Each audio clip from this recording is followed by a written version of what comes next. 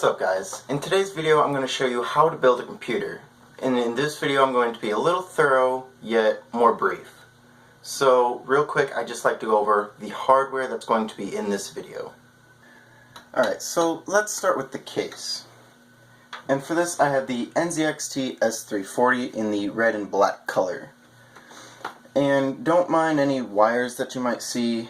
I have the power supply still in it, because I had my computer assembled before I did this, and I didn't really feel like undoing it. So down here you've got the basement where you put your power supply in, and you connect it to this little bracket right here. You just connect it to there, slide it in through here, attach this to the case, and then you slide all your wires through, and then you can just feed it to where you need them.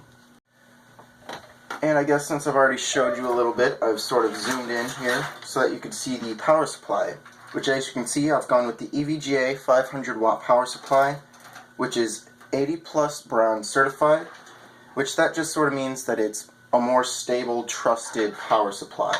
Now for our motherboard. I actually got this motherboard refurbished, which I probably just opened it upside down. This is the Asus Z170 Pro Gaming motherboard. If you can see that right there. Once you get it out of your box, you're going to want to put it on top of it, preferably with the anti-static bag underneath it, so that you're not frying any of your circuits. But now you can go ahead and set everything off to the side and grab your processor. For this build, I've gone with the i5-6600K.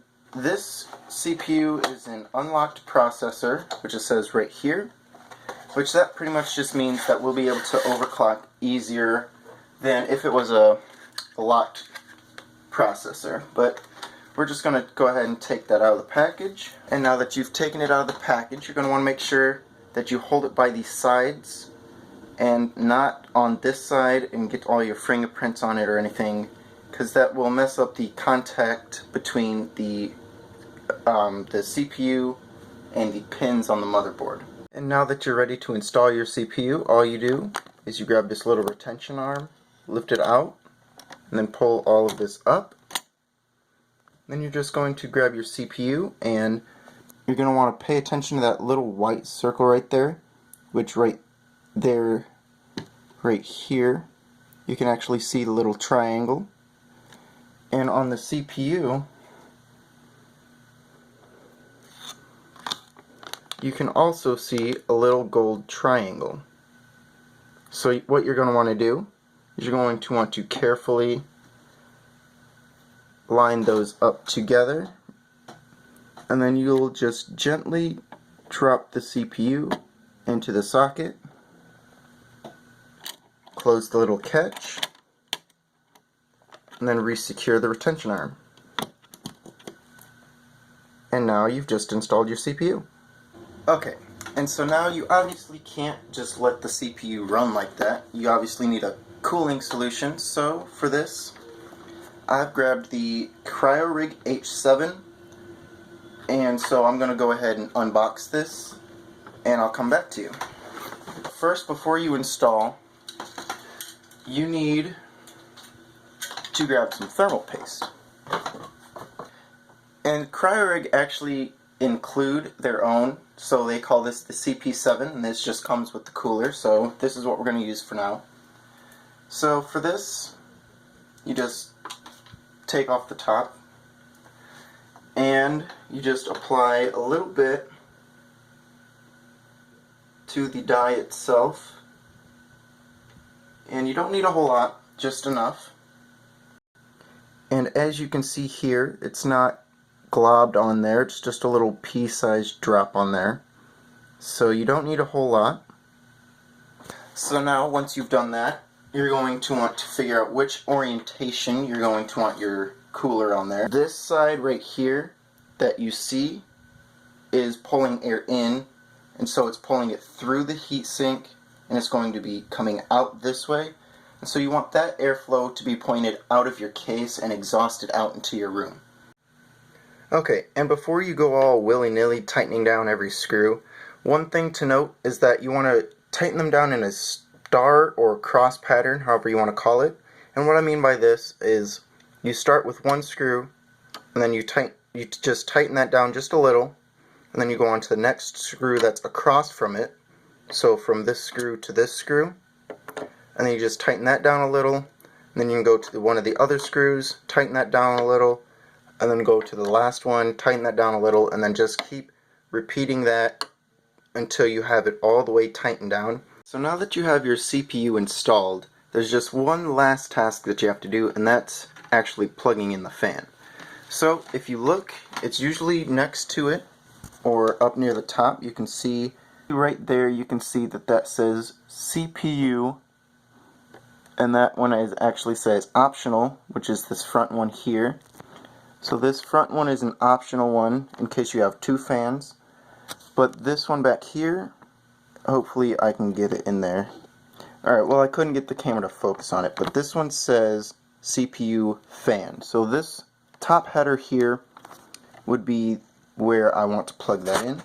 So you take this, and you can wrap this around any way you'd like to fit there. You could just have it tucked under here and then plug it in, or you can do what I like to do and wrap it around the cooler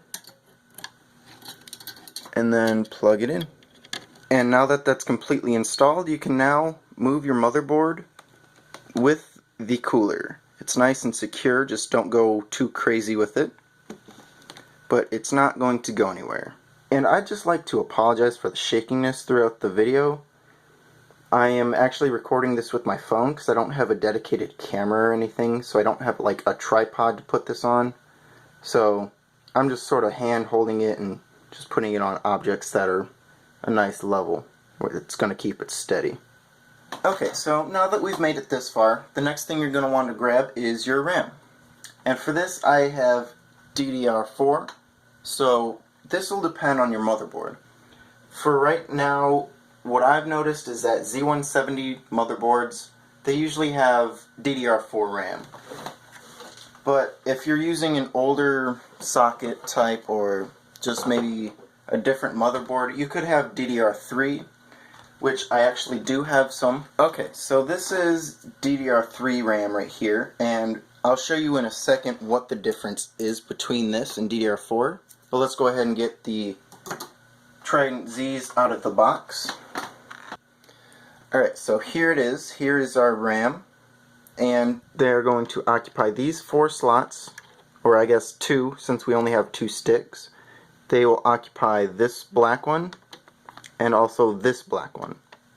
So those are dual channel kits, and to know which one that you need to be putting it in, you can either refer to your motherboard manual, or you can look right here on your motherboard if it has it. As you can see, it says DIMM A1, DIMM A2, DIMM B1, and DIMM B2 down there.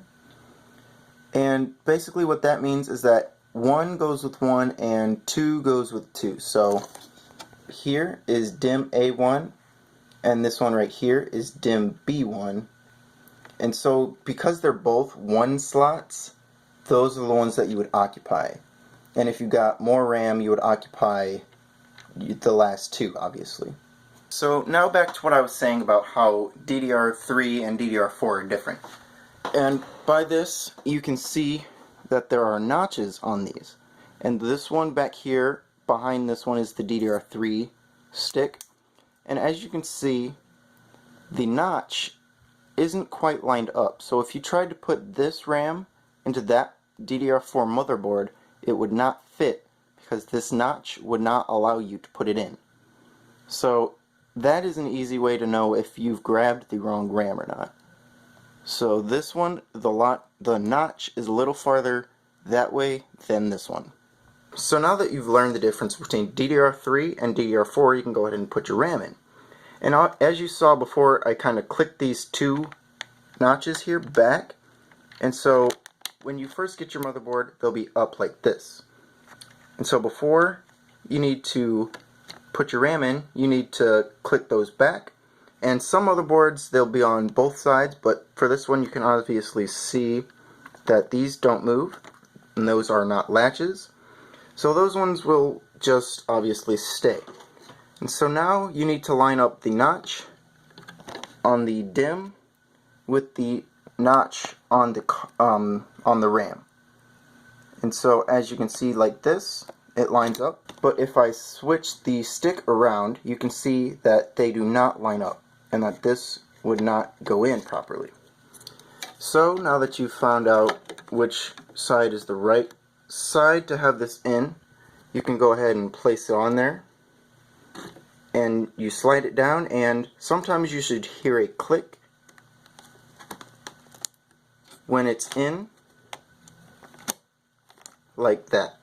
Now this side you didn't hear an audible click, but this side you could. But if you don't trust that it's all the way in, you can just sort of give it a little wiggle, and you can see that it's nice and secure, so that you can just take your other stick and they should face the exact same way. And so you just do the same thing, and now you've installed your RAM. So now that you've got everything installed onto your motherboard, you can go ahead and move this out of your way if you need to make room for your case. And now what we're going to do is we're going to slide this, all of this, inside of our case. But first we need to install the I/O shield. One thing that I didn't quite mention is that with your motherboard you should have got a little piece of metal like this, which this is called your I/O shield. And this basically, it'll go into this little cutout right here, but make sure that you have it aligned correctly for your motherboard, because you're going to put it like this, and all of these little cutouts need to match the I/O ports on the motherboard. So everything will line up correctly in the right hole. Okay, so now that I've checked my motherboard, I know that these ports right here will be down on the, well, I guess the more down area of this little cutout, so that's where these need to go. So to put this in, you just line it up, and then you'll need probably a little bit of force to get it in, but you'll know if it's nice and secure. It won't be 100% solid, but there should be some snaps.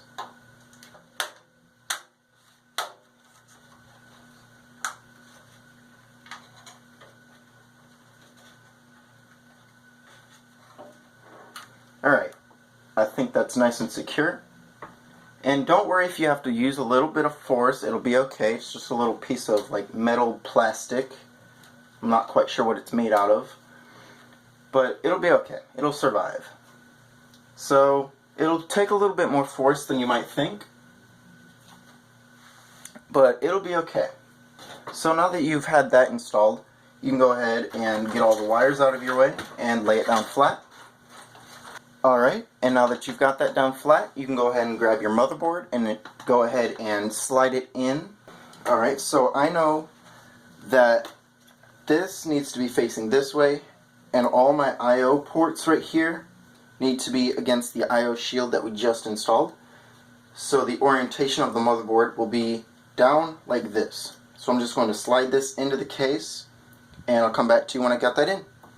And actually, before we do that, one thing that I forgot to mention is that if your case doesn't already have these installed in them, which these are called standoffs, it should come in the little box of screws and accessories that comes with your case.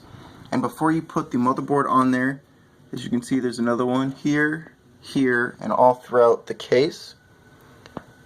But before you put the motherboard in, you'll need to screw these onto the case. And that's just to stop the case from like touching the actual metal here and shorting anything out.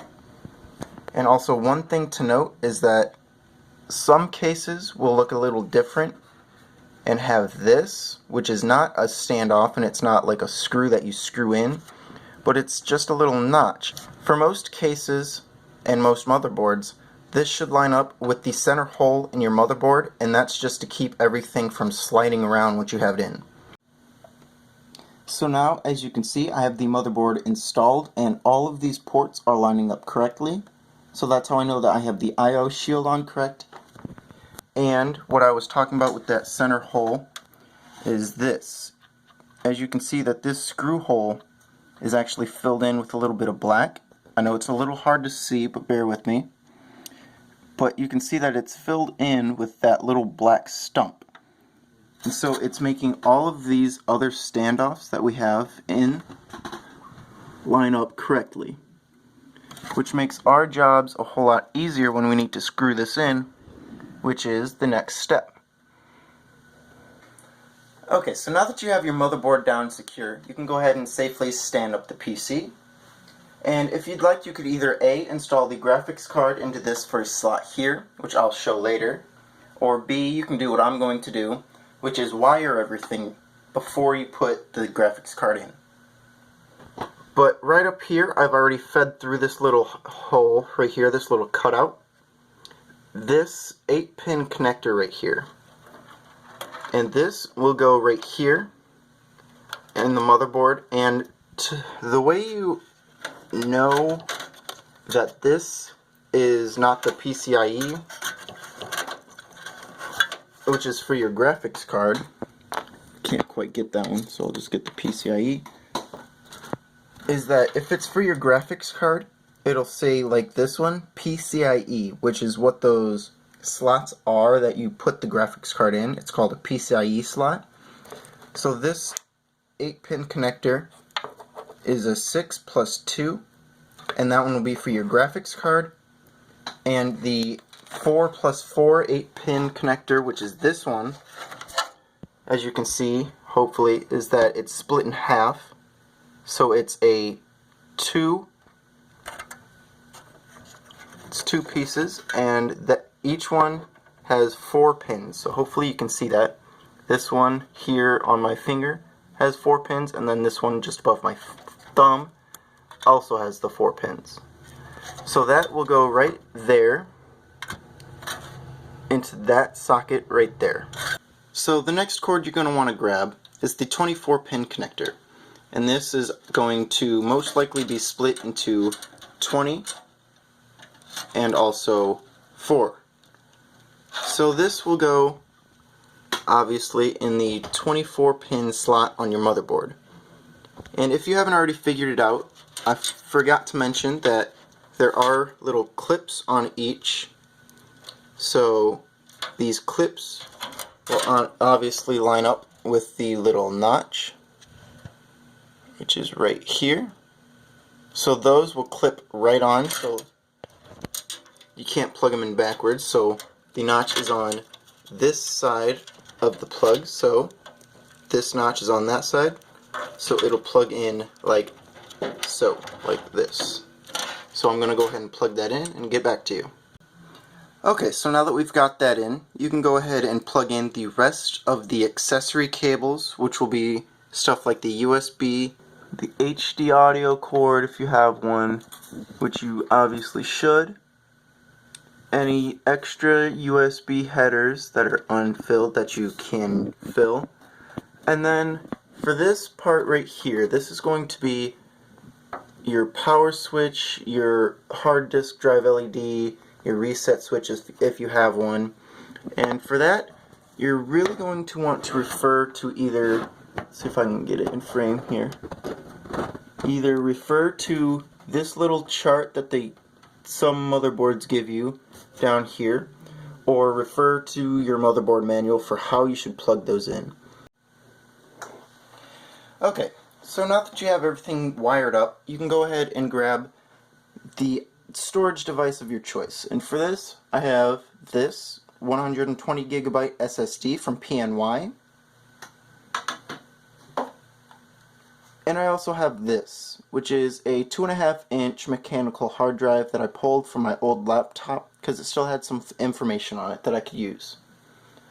So for this particular case, you'll have to unscrew the screw that's holding in this tray right here, and then remove the tray. Grab your storage device, and then line it up with the holes that are in the device itself, and also in the tray. And you're going to want to line those up, and you're going to want to preferably hold it the way that it's going to go back in. So if I pull it out like this, I'm going to want to hold it with this facing this, because you're going to want these, your connections, you're going to want those facing in here so that you can plug them in easier.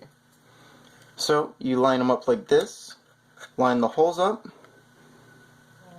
and then you'll go ahead and screw those in. But for this, it fits so snugly I can just snap it in and it's nice and secure and it's not going to fall out. So I don't really need to worry about screws for this.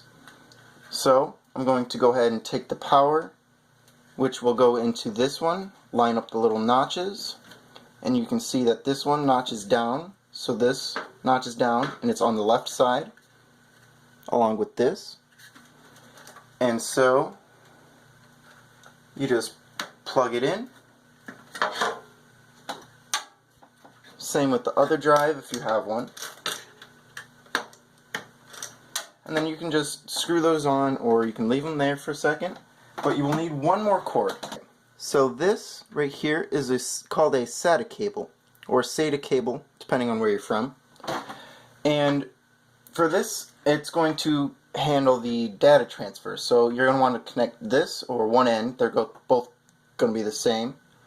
You're going to want to connect one end from the device, loop it back if you like, and then you can have it come out and then plug in. Okay, and now that you've done that, you can move on to the last step.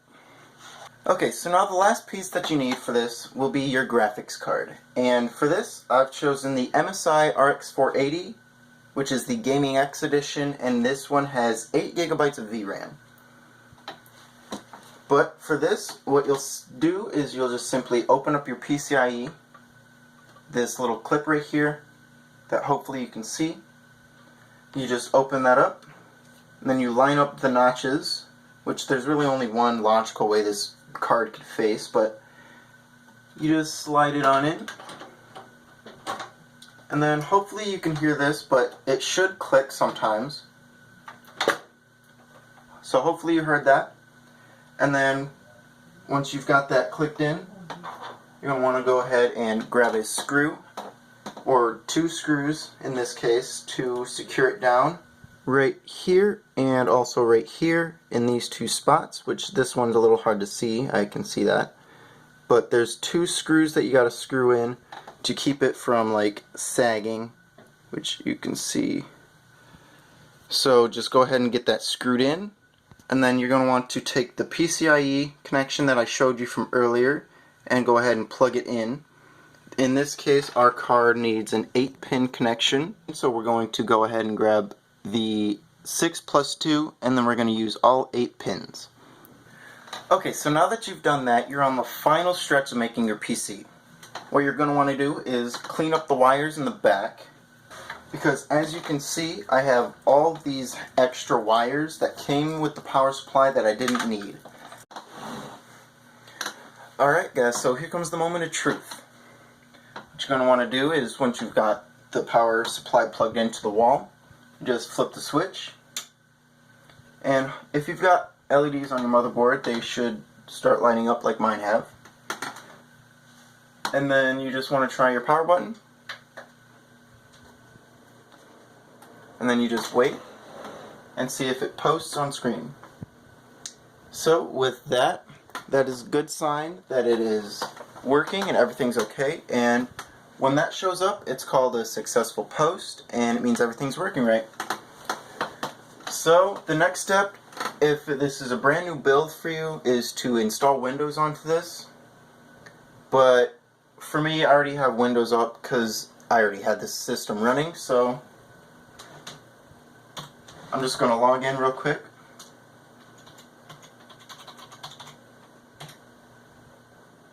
And there it is. Nice, up and running.